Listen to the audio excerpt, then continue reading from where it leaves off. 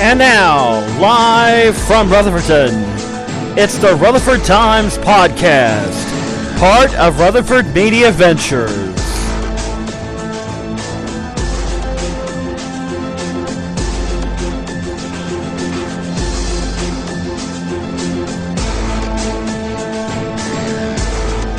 And welcome to the show, everybody. Great to have you here on a Tuesday night, and let's turn off the music right there. All right, tonight we're talking about Babylon 5, one of my favorite shows of all time. You may have heard of it, you may not have heard of it, but for those of you who have, you probably know what all the fuss is about. If you don't, allow me to explain. There is this guy by the name of J. Michael Straczynski, who in the late 80s came up with this crazy idea, spawned by such works as the Lensman series, Lord of the Rings, the Prisoner television series back in the 60s, of an arc-driven science fiction television series here in America. Now, before that came along, really, there had never really been a science fiction television series that was based on an overall story arc. They tended to be episodic and basically in the Trek universe. There were others like Space 1999, Buck Rogers, the original Battlestar Galactica, and a few others, but they were mainly episodic shows, which basically you could watch them out of order and you'd still get the gist of what's going on. You could enjoy them out of order, basically. Whereas with an arc storyline, if you really want to know what's going on and kind of get the overall story arc, you got to watch from the beginning to the end. And in a time when that really wasn't that familiar, Babylon 5 took a huge chance at that kind of storyline. Now, it wasn't easy to sell the show. It took something like 6 years to finally get someone to sign on. And there's speculation that Paramount had the idea. They actually did have the idea. They were presented with the Babylon 5 idea because, hey, Paramount does great work with Star Trek. Why not go with to them about Babylon 5? They looked at it, they turned it down. The next thing you know, we have Star Trek Deep Space Nine, which sort of looked a little like Babylon 5. I don't really think it was basically plagiarizing. I think the original idea probably was inspired by Babylon 5, but there are too many dissimilarities, in my opinion, to really make it to really justify that argument. But back to the story at hand. It finally winds up in Warner Brothers' hands. And they make a pilot movie, which is about 2 hours long. And it debuts in February of 1993. Now, I remember very vividly where I watched that pilot for the first time. It was at Myrtle Beach. It was the first weekend in March, and I was at the Phi Theta Kappa Carolinas Regional Convention. Now you're asking yourself, why you're at Myrtle Beach, for Pete's sake, John. Why are you watching a 2-hour television movie when you could be out? Well, it was early Sunday morning, and Saturday night had been a very late night, and I didn't get a whole lot of sleep, and I got up early. So while my roommates were sleeping, I was watching this very interesting, not perfect, but very interesting television pilot. And I got back home, I looked at the TV guide, and I said, hey, it's coming on my local independent station. I'm going to tape it, and I'm going to watch it some more. The more I watched it, the more I liked it. And I figured, they're not going to come back with a TV series. Lo and behold, in the winter of 1994, they came back with it. Now, there were some changes. Laurel Takashima, the original XO, executive officer, was gone, replaced by Susan Ivanova. The original doctor, Dr. Ben Kyle, was gone, replaced by Dr. Stephen Franklin. There were some other minor changes. Basically, Delenn went from being sort of an androgynous, not quite male, not quite female Minbari to being a fully female Minbari. Now, according to Joe Straczynski, the original plan was for Delenn in the first season to actually be a man, and the chrysalis would have changed her into a half-human, half-Minbari female. I don't think that would have necessarily worked. I'm glad they went the way they did. And one of my greatest regrets is I never got a chance to buy that 15-episode, 15-volume book with all the old scripts and such, and all the information. They only had it like in a very limited time, and that just honks me off because it's like, this is the era of the ebook. Come on, man, make it available on ebooks so I can buy it at my leisure. So maybe they'll do it one of these days. But anyhow, the first season of Babylon 5 had a lead character, Jeffrey Sinclair, played by Michael O'Hara. I'm sorry. Pretty good actor. I mostly knew him from... I really didn't know him before the show, and he had mostly done stage in New York, did TV series now and again. I think he was on Kate and Allie once back in the 80s. I saw him on a Cosby Mysteries, if you remember that show back in the 90s. Well, this was his really big break. But at the same time, he was going through some major, major problems. He was having paranoid delusions. Like I said, major psychological problems. And it got to the point... And this was only found out right after Michael O'Hara's death, about, 2 years ago, I think it is? And he left the show, and I thought it was a disappointment, because I really liked the character. I really liked the actor playing the character. It was understated. It wasn't your typical bravado, Kirk kind of character. But it wasn't as overly intellectual as Picard was. Picard was cool, but he was a little too brainy. Sinclair was the perfect unison of the two. Sinclair could handle himself in a fight, but he also was a good diplomat as well. Well, because of these problems, Michael O'Hara left the show after the first season. And Bruce Boxleitner, I'm sure you've heard of that name, took over in season 2, playing Captain John Sheridan. Interesting parallel. Commander Sinclair, Deep Space Nine, Commander Sisko. Coincidence? Probably. Maybe they knew about Commander Sinclair and they put it in as sort of a little wink, but I don't know. I don't think so. But let's get back to Bruce Boxleitner. He played John Sheridan. Bit more of a jarhead, but also a guy that had a big smile on his face. He was really glad to be, well, not really glad to be there, but he made you think he was really glad to be there. He was one of these, oh boy, I'm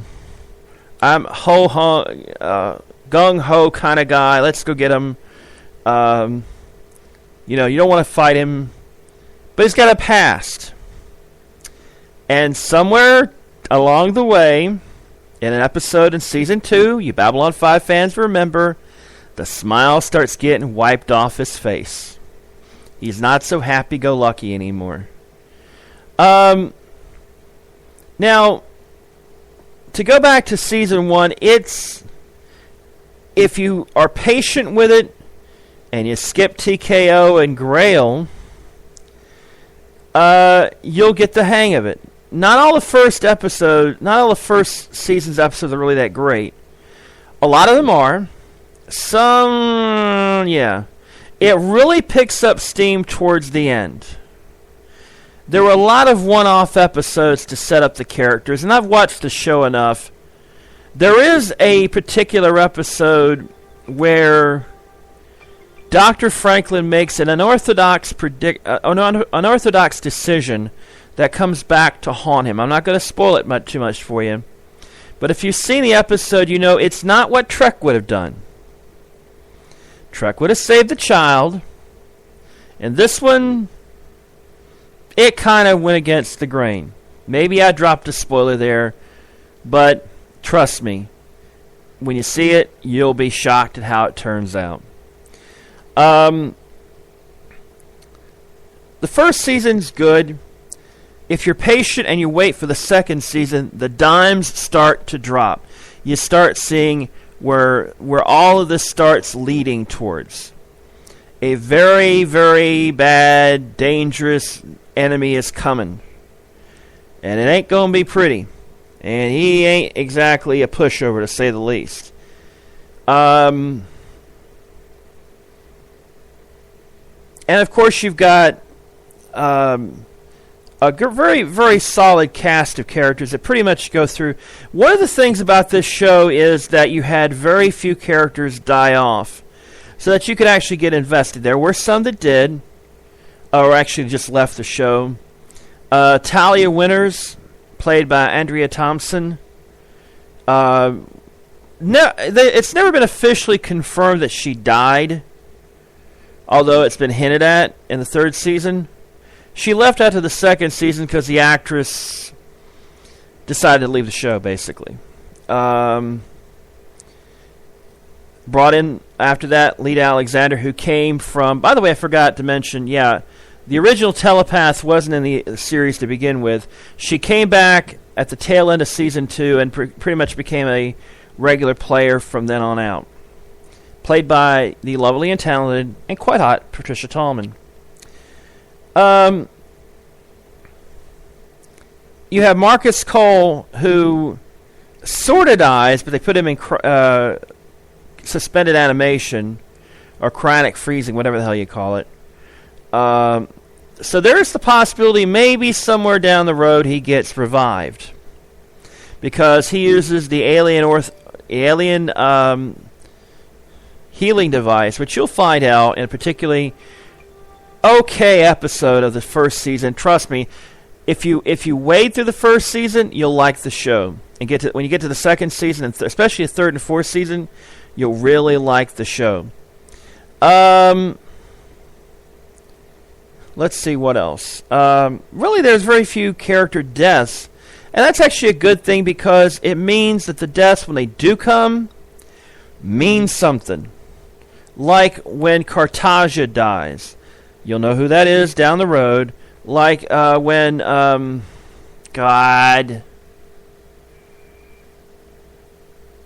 Neroon dies. You'll find out who that is if you watch the show. Now, there are the major alien races. Of course, there's Earthers. And the incredible thing is, in this series, Earth isn't the most powerful race in the universe. They're actually they're sort of between the League of Non-Aligned Worlds. They're bigger than the League of Non-Aligned Worlds, but not as big as, say, the Centauri. They might be able to go toe-to-toe with the Centauri. The Minbari, that's part of the major storyline in the show, especially early on, is the Earth-Minbari war that takes place 10 years before, and Earth almost got its ass kicked. And almost got wiped out. Notice I said almost, because on the eve of victory, the Minbari surrendered. Want to know why? Watch the show. It'll take a while to figure out. Yeah, there's a reason why the Minbari surrendered at the Battle of the Line. And it means a whole hell of a lot. Now, the top dog Minbari is a chick by the name of Delenn. I mentioned her earlier. She is the key to a lot of the storylines in this show, either directly or indirectly. She was at the beginning of the Earth-Minbari War when Earth ships make contact with the Minbari ships, and the Earth ships fire on them because they think the Minbari have their guns drawn. But the Minbari warrior caste tradition is to have your gun ports open to show that you come to your enemy with your weapons right at hand, basically showing, hey, I got a weapon. Okay? Sort of like those guys out in Texas who went to the Chipotle with their semi-automatic weapons. You ain't Minbari, fools! Leave your semi-automatic guns in your car, locked up. Okay? It's alright to have a holster with a pistol and all that as long as you get it on your side, not waving it around like, oh, look, I got a gun. We'll get to that one of these. We'll get to that on the Forest City Tribune podcast one of these days for the umpteenth time I talk about gun control and gun rights and all that other sort of stuff. But I digress. I might have to do it after this show, by the way. Anyhow, then you have the Centauri, which is an old race that has seen better days. It has an ambassador on Babylon 5 that yearns for the good old glory days. Sort of like old folks yearn for the 50s, even though the 50s we saw a lot of bad stuff. Alright? And the Centauri ambassador is basically there because the first 4 Babylon stations were either destroyed, or in the case of the 4th one, it disappeared. So it's basically a joke. That's why they call the show Babylon 5. Not Babylon 1, not Babylon 2, 3, or 4, but Babylon 5. Because the first 4 ain't around anymore, except for 4, which has disappeared somewhere, and you have to watch the show to find out where exactly it did disappear. Alright, Londo Mollari is the ambassador to Babylon 5 from the Centauri Republic. He yearns for the good old days of the Centauri Empire, blah, blah, blah, blah, blah. Well, he gets it. It ain't like he really wants it, but he gets it, and it damn near destroys the entire galaxy while he's at it. His foil starts off as a baddie, ends up as not so baddie. His name is Jakar of the Narn regime. He's a big lizard-like character that, starts off as your typical bad villain, but somewhere along the line, slowly the change turns. Slowly the babyface turn, they say in the wrestling business, comes, and Londo Mollari with the big hair, looks like a buffoon, sort of acts like a buffoon, seems like a good guy. He starts the heel turn, the bad guy turn. And by the end of the show, Londo's not full-on heel, but Jakar is definitely playing the babyface, if you catch my drift, if you know wrestling lingo. Londo sort of comes close to turning full-fledged heel, but he kind of is a tweener. Sort of like Stone Cold Steve Austin before WrestleMania 13. Alright. I'm probably the only person in the known universe that mixes pro wrestling and Babylon 5 together. Okay. Now, there is another major alien race. Has an ambassador named Kosh in an encounter suit. We don't find out what he actually looks like until the end of Season 4, and he sort of looks like an angel, but they're not. They're non-corporeal beings, basically meaning they don't have physical form. They're basically beings of energy, essentially. And it goes more interesting there because not all Vorlons are nice guys. Sort of like not all humans are nice guys. So there are your major races. You have the League of Non-Aligned Worlds. You got your Drazi, your Brakiri, your other races and such. And they kind of get a bit of a fill out. The thing about the minor races is they're not just your forehead of the week like in Trek. You put a little schmutz on your forehead, you kind of build a little backstory, and boom, you got your alien of the week. Especially in Voyager. Here, it's in a closed space station. The races generally stick the same. you got a good backstory for the Bakuri, you got a good backstory for the Drazi, you got a good backstory for the Pakmara, and so on and so forth. And it makes sense. They all fit.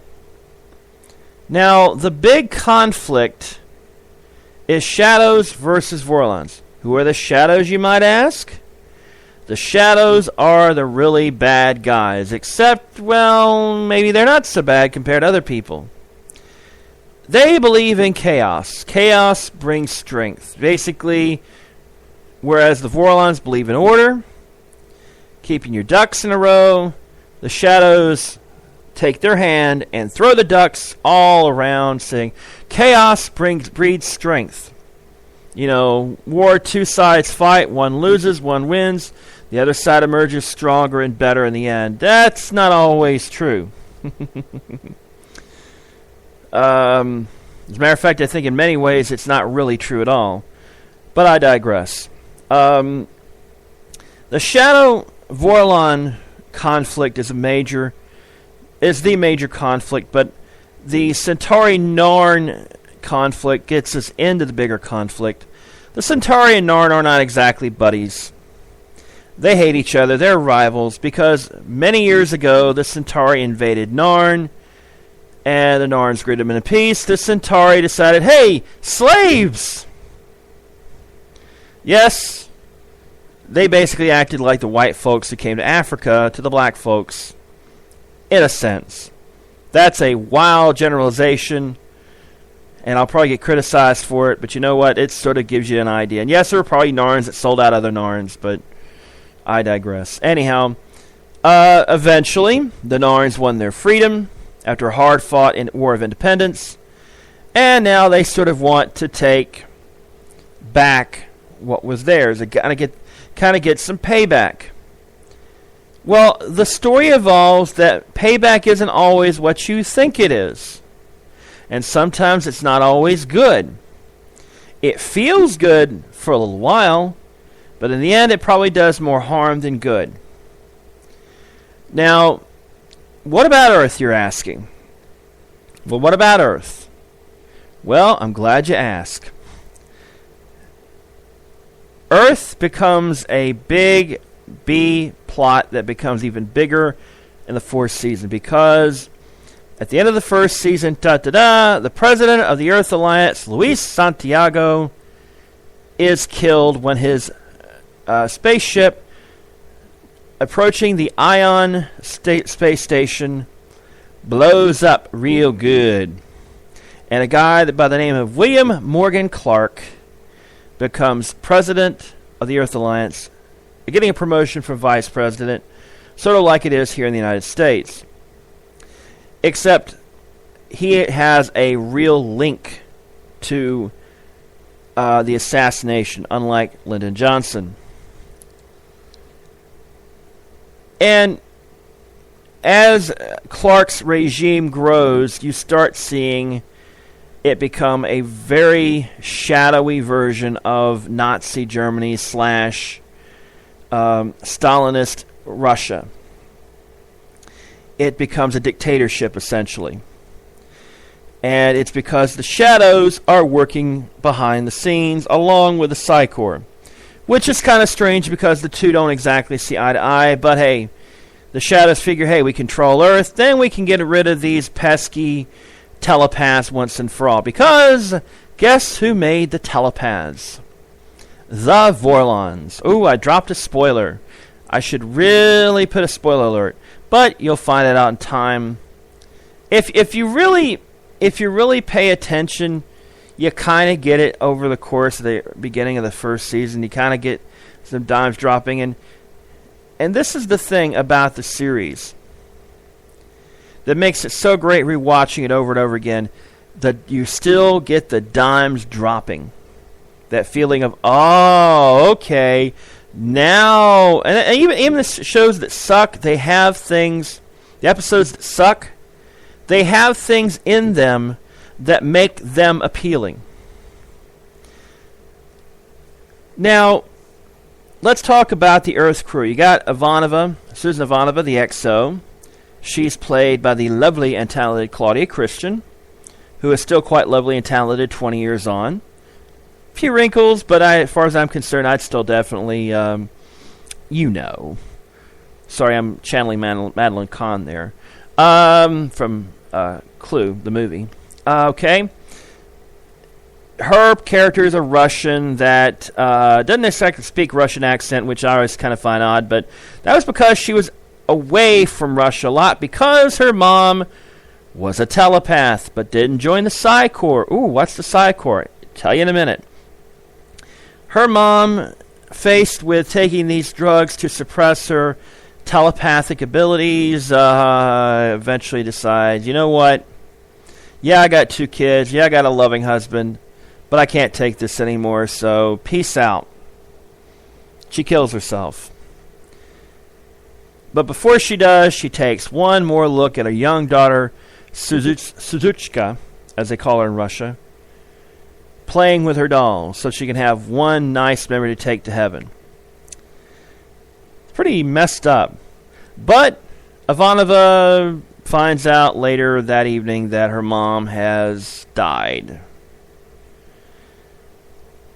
And it definitely impacts her. And she blames the Psi Corps, which are the police, the governing agency for telepaths that slowly but surely wants to eventually become the governing body for all humans, because telepaths consider non-telepaths to be normal, aka mundanes. Basically, hicks, rednecks, hillbillies, stuff like that. And the leader of the Psychop, one of the leaders of the Psychops, the law enforcement agency of the Psi Corps, is a guy by the name of Al Bester. You may know the guy who played him, Walter Koenig, from such wonderful shows as the original Star Trek, playing Anton Chekhov. Or is that his first name? Pavel Chekhov, I'm sorry. Pavel Chekhov. Walter Koenig, for most of his career, was typecast as Pavel Chekhov. You really want to know how great an actor Walter Koenig is? In 12 episodes of a 110-episode, 5-season show, he puts a character that's probably the most complex villain in the history of television. Not just science fiction television, the history of television in 12 episodes. You watch this series, you find out about this guy, you're going to find out why he's such a bad guy, and he's awesome.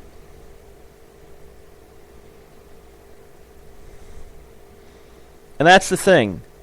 Subtleties are very important in Babylon 5.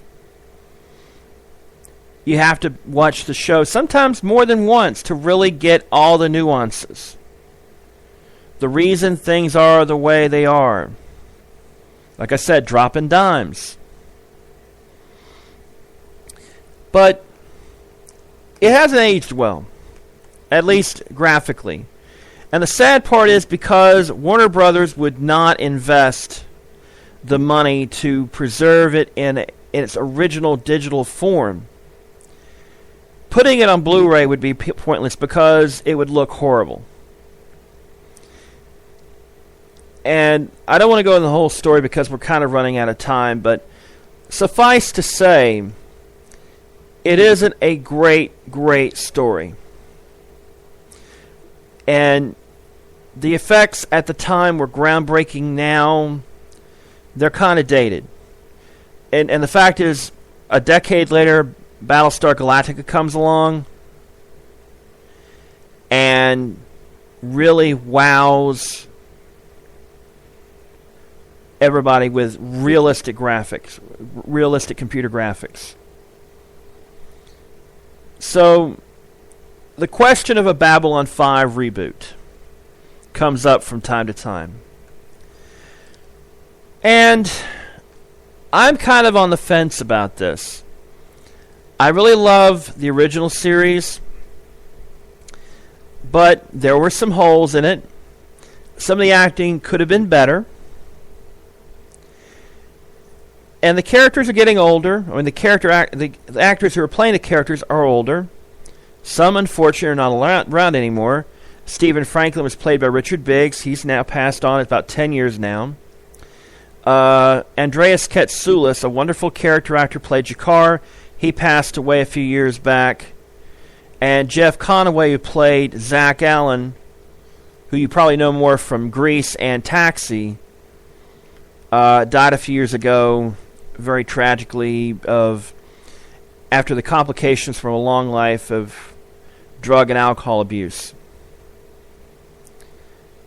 And there's a Tim Choate who plays Zathras, who's a character in there. A minor character, but a very important character. Minor characters having a major impact are a very key part of this show. You'll note that as you watch it along. All right. The reboot. Who do I think should play the various roles? This is my dream casting. For Sinclair, I would go with a guy by the name of Jeremy Northam, who was on The Tudors as Sir Thomas More. Has the British accent, which Sinclair's go back to the Battle of Britain. And I think Northam would be a great, great fit for Sinclair. John Sheridan, I think, would be played excellently by Nathan Fillion. He's got the smile. He's got the warmth of Bruce Boxleitner, but can do the dark stuff as well. You probably know Nathan Fillion from another show we'll probably be doing a review on. What's that show? Oh, yes. Firefly.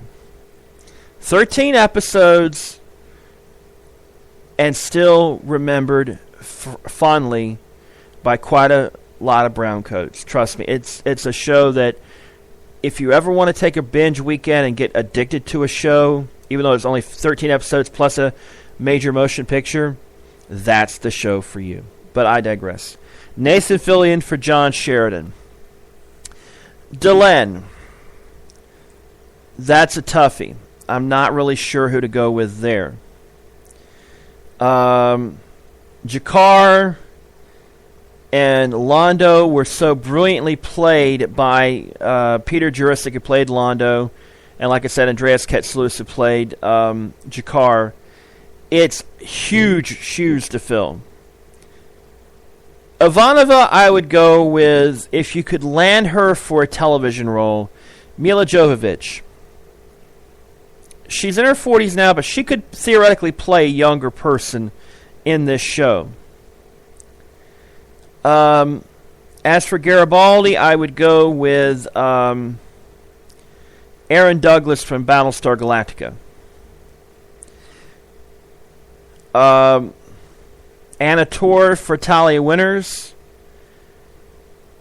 I don't know about Lita, who's played by Pat Tallman. That's kind of a tough one because you want a very strong... I was sort of leaning toward... God, I can't think of her name. She played Callie on Battlestar Galactica, but I don't have too many BSGers on there, so that's sort of off the top of my head for reboots. And there are plenty of other characters on Battlestar Galactica. Not Battlestar Galactica, I'm sorry. I got Battlestar Galactica on my mind all of a sudden.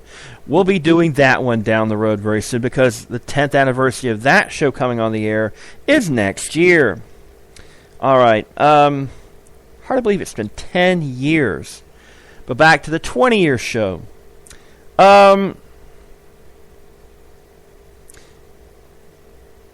In closing, Babylon 5 was the last best hope for Earth for a while, the last best hope for peace, which it failed, but it became the last best hope for victory, which it succeeded, in a way. The war against the darkness is never fully won. It keeps going on and on and on and on, as Delenn said. There's a lot of cool stuff in this, and if you get past the dated graphics, yes, I know it looks like a video game from the 90s because a lot of the technology is from the 90s. So give it time. Be patient, get through the first season and get into the second season, and then you start realizing, oh, now that's why it's a good show. It's dark. It's definitely not Trek. It's not as depressing as Battlestar Galactica, the new one, can be at times. And it's very well written. So give it a watch. Now the problem is, it's not on Netflix. You have to buy the DVDs. And this is the problem with Warner Brothers, which produced Babylon 5. They, for some reason, don't like the show for some reason. Even though it went 5 seasons, despite the fact it bounced around late night television on the weekends like a ping pong ball, it got a following. It was on TNT for a long time before they ran out the clock on it.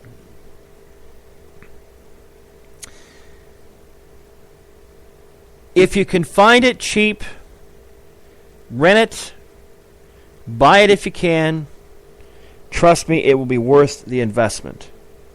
I hope they eventually put it back on Netflix or Amazon Instant Video or Hulu Plus or something, because this is a wonderful show that deserves to be watched by folks like you. So do yourself a favor and watch the show. You will not regret it. All right. Now, let me tell you a little bit about what we're going to be doing here on Rutherford Times Podcast. Very soon, hopefully, I'll be launching a blog/Tumblr for Rutherford Times, which is basically going to be geek culture, pop culture, some history stuff, some cool, neat stuff that'll have my spin on it. It won't be updated every single day, but it'll have columns and such. And I want to get other people to eventually, contribute to this. I'll probably do a podcast a week, maybe 2, depending on what strikes my fancy. So, and considering I'm starting a new job tomorrow, I probably won't have as much time to do these podcasts as I used to, but I'll make as much time as I can. And we'll have more information on the blog sites and such. Hopefully, after Memorial Day and I get an idea of what my schedule is going to be like, we'll be able to continue on. But that is it for now, ladies and gentlemen. Hope you enjoyed this little discussion about Babylon 5. It wasn't as organized as probably you probably needed to have it to be, but I like riffing like this. It's more like the way I like to do it. So, anyhow, that's it for me. Hope you guys have a great night, and we'll see you again maybe tomorrow. It just depends on what time I get out of orientation, if I can think of a topic. So, good night, good luck, and may the good news be yours. Rutherford Times is a presentation of the Rutherford Media Ventures and is distributed by Spreaker.